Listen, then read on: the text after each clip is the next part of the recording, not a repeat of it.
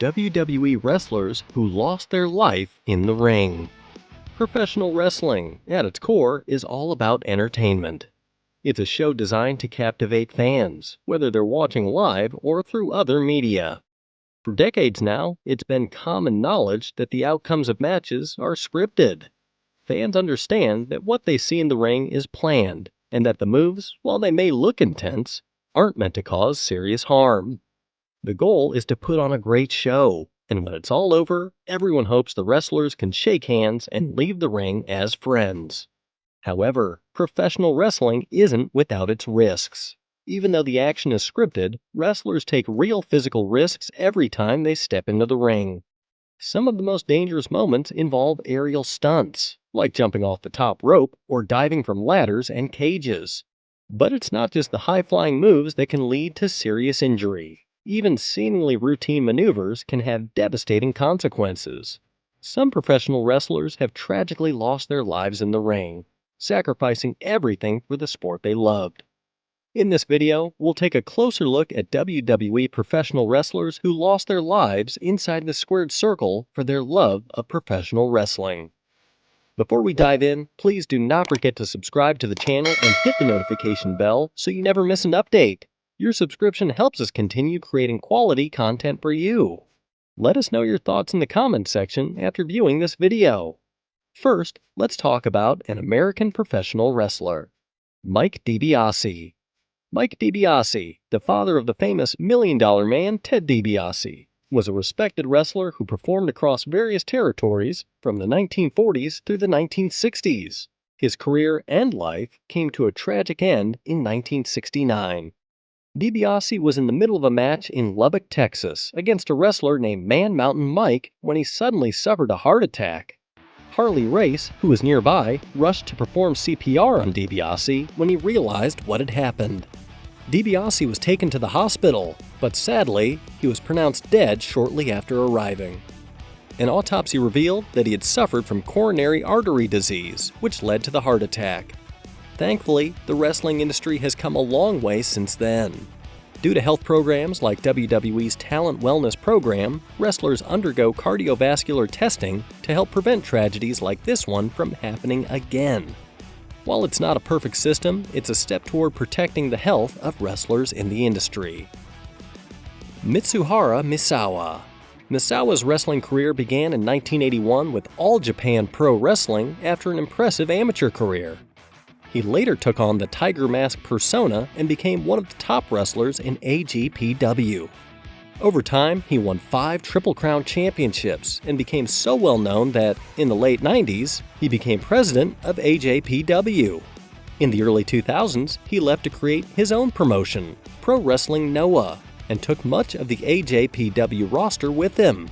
He even became the undisputed champion of Noah for nearly a decade, but as time went on, age and injuries began to take their toll. Misawa was ready to retire, but he kept pushing forward. On June 13, 2009, Misawa teamed up with his protege, Go Shiozaki, for a tag team match against the GHC World Tag Team Champions, Bison Smith and Akitoshi Saito. During the match, Saito delivered a brutal belly-to-back suplex on Misawa, knocking him down on the canvas. This wasn't the first time Misawa had taken a big hit, and fans were sure he'd get back up as always. But this time was different. The crowd cheered his name, hoping he'd rise, but he didn't. Medics rushed to his side, and soon the Noah roster surrounded him, but it was clear that Misawa had passed away right there in the ring. Although the official cause of death wasn't confirmed, many believe it was an injury to his cervical vertebrae from the suplex. His death left a massive hole in the Japanese wrestling scene, and it remains one of the most tragic moments in the wrestling world. Plum Mariko. In Japan, women's wrestling is just as intense and physically demanding as men's wrestling.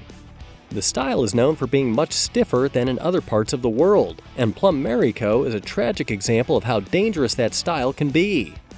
She holds the sad distinction of being the first female wrestler in Japan to die from injuries sustained during a match. Throughout her career, Mariko suffered several concussions, and eventually, these injuries led to a brain abscess. In the weeks before her death, she had been struggling to remember some of the match finishes, which raised concerns about her health. In her final match, she took a Liger Bomb, a high-impact move, and shortly after, she started snoring, an alarming sign that her brain was bleeding. She was quickly rushed to the hospital, but she passed away just a few hours later. The night after her death, a show that was meant to celebrate her 11 years in wrestling was turned into a memorial for her instead. It was a somber and heartbreaking way to honor a woman who had been a pioneer in the world of women's wrestling in Japan. Oro. The story of Oro is another tragic case of a wrestler dying in the ring, and it's one that many fans remember deeply. Jesus Javier Hernandez Silva was a Mexican professional wrestler known under the ring name Oro, or Gold, a masked professional wrestler.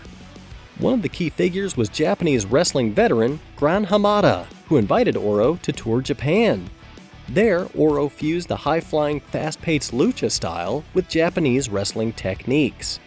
He also teamed up with legends like Mil Mascaras and Ultimo Dragon, making his mark as an unstoppable force. By the time he was 21, Oro had earned multiple tag team championships, and even captured the NWA World Middleweight Championship as a solo wrestler. But just as Oro's career was reaching new heights, tragedy struck. On October 26, 1993, Oro was part of a six-man tag match, not with Los Metallicos, but with Brazo de Plata and La Fiera, facing off against Cajo's Jack Mate and Dr. Wagner Jr. Before the match, Oro had mentioned he was going to take a dramatic bump on his head to make the match more exciting. Looking back, that decision would prove to be a fatal mistake. During the match, Cajo clotheslined Oro, and as planned, Oro spun around to land on his head. But when Cajo tried to pick him up, something was wrong. Oro had gone completely limp. He was lifeless, with no pulse. It was a shocking moment for everyone involved, and the match was immediately stopped. Medics rushed to the ring, but despite their efforts, Oro had already passed away. He was just 23 years old. His death was caused by a spinal injury that he sustained from the bump, a tragedy that shocked the wrestling world, especially since he had so much more to give. Owen Hart. Owen James Hart was a talented Canadian-American wrestler known for his incredible skill and entertaining personality. He made most of his mark in the WWF, where he became a fan favorite. Owen wrestled under his real name, but also had memorable runs under two other identities, the Blue Angel and the Blue Blazer. Tragically, his death is arguably the most tragic and well-known in wrestling history. Unlike others on this list, his passing wasn't due to a wrestling move gone wrong, but from a terrible accident during his entrance. At the time, Owen was performing as the Blue Blazer, a masked superhero-like character. For his entrance, he was supposed to be lowered into the ring from the rafters. Unfortunately, something went horribly wrong.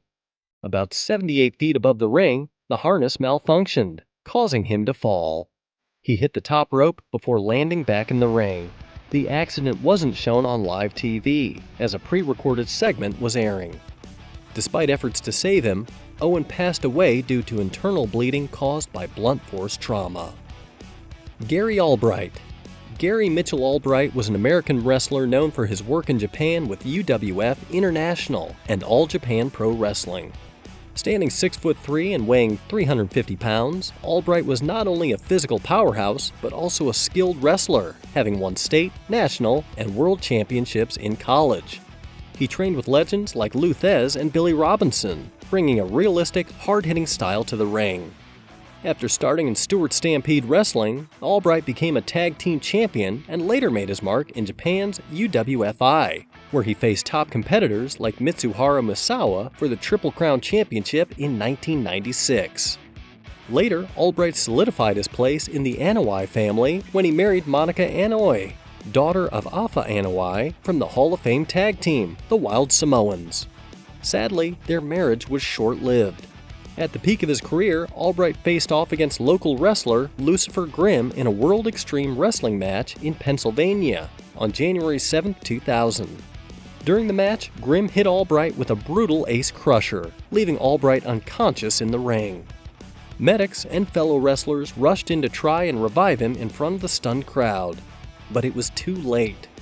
Gary Albright passed away right there at the age of just 36. The match was canceled, and postmortems revealed that Albright had died of a heart attack. He had been diagnosed with an enlarged heart, blocked arteries, and diabetes, all of which made it risky for him to be in the ring. His loss hit the wrestling world hard.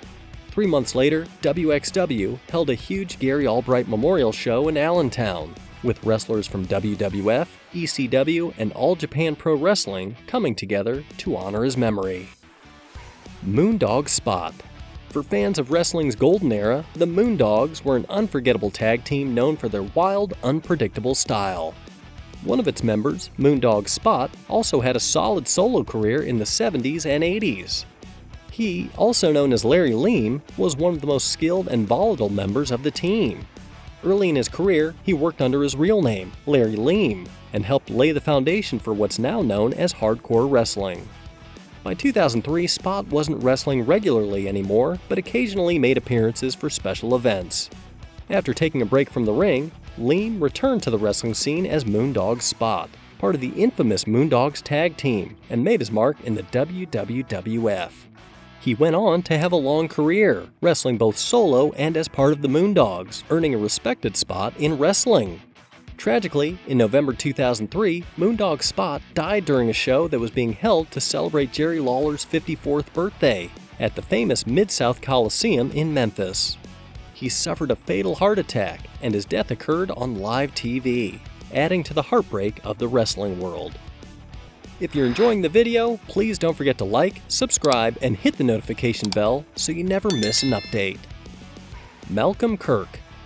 King Kong Kirk made a name for himself on the British wrestling scene after transitioning from a career in rugby league.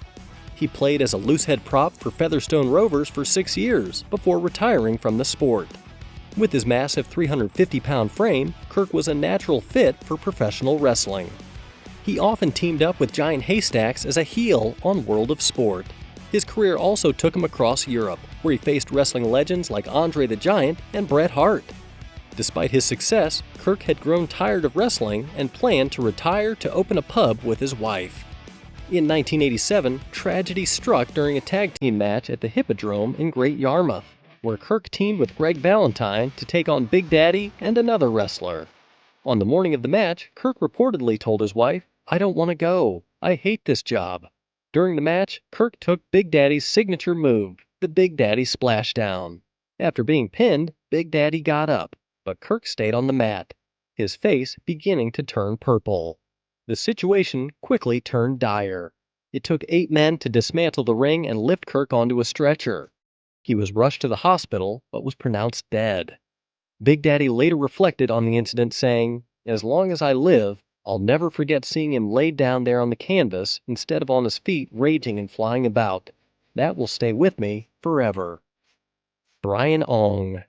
Now we talk about aspiring professional wrestler Brian Ong, who became another victim of the dangers inherent in the wrestling business. His tragic death didn't happen during a televised event or even at a wrestling show.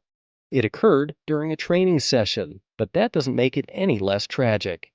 Ong was training with the great Khali, real name Dalip Singh Rana, at California's All-Pro Wrestling School. Sadly, Ong already had a concussion going into the session, which should have been reason enough to stop. But it didn't. Worse, he wasn't wearing the proper safety gear. During a drill, Khali attempted a flapjack move, but Ong didn't follow the proper safety steps. He landed badly on his head and tailbone. These injuries, combined with the training center's delayed response in getting medical help, led to Ong's death. Brian Ong's tragic death was a heartbreaking and avoidable incident that underscored the importance of prioritizing safety, proper training, and swift medical care in professional wrestling. Larry Cameron. Before becoming known in wrestling as The Butcher and Lethal, Larry Cameron was a pro football player trying to make it in the Canadian Football League. After his football career, Cameron trained in the legendary Hart Dungeon, famous for producing some of wrestling's biggest stars. Cameron competed in several North American wrestling promotions before taking his talents overseas.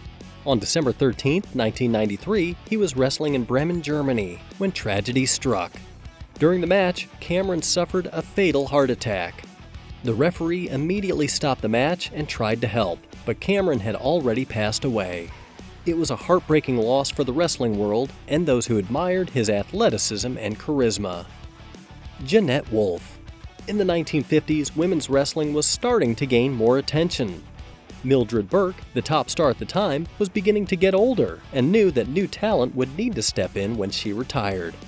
That's when she found Janette Wolf, an 18-year-old wrestler from Minnesota, and decided to train her.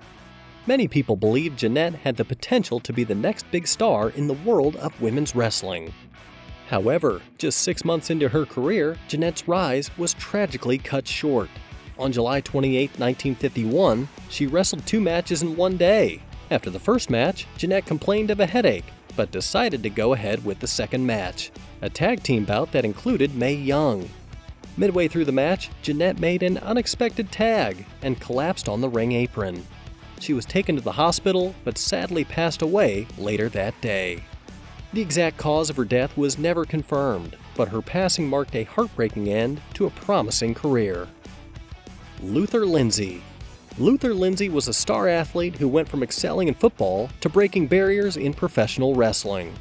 He gained fame not only for his talents in the ring, but also for his role in overcoming racial prejudices. As the Negro heavyweight champion, Lindsay was a trailblazer, earning high praise from legends like Lou Thez, who once called him the greatest black wrestler of all time. Lindsay was trained by Stu Hart in the famous Hart Dungeon, a place known for producing some of wrestling's toughest competitors. His natural ability and charisma helped him earn respect throughout the wrestling world. Sadly, his career and life were cut short on February 21, 1972. After a match in Charlotte, North Carolina, against Bobby Paul, where Lindsay won with an impressive top rope splash, tragedy struck. Moments after the match, he collapsed in the ring and was rushed backstage. He was later pronounced dead from a heart attack at just 47 years old. Luther Lindsay's legacy as a pioneer and a true champion lives on, inspiring countless wrestlers who followed in his footsteps. Silver King. Silver King, the masked Mexican wrestler known to many for his role as Ramses in the film Nacho Libre, passed away tragically during a match in London.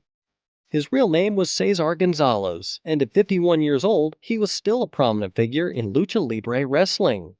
On the night of May 11, 2019, Silver King was performing at the Greatest Show of Lucha Libre event at the Roundhouse in London. During the match, he was pinned by Juventud Guerrera, who celebrated his victory as Silver King remained motionless on the mat. When it became clear something was wrong, others rushed to help him, but it was too late. Paramedics arrived within 5 minutes of being called, but sadly, Silver King was pronounced dead at the scene. London police confirmed that his death was being treated as non-suspicious. Silver King had been a celebrated figure in wrestling, not just in Mexico, but internationally, including his time with World Championship Wrestling. Former WCW President Eric Bischoff paid tribute to him, saying, "He will be missed." Wrestling is known for its drama, incredible athleticism, and larger-than-life personalities that entertain millions of fans around the world. But stories like these remind us of the serious risks wrestlers take every time they step into the ring.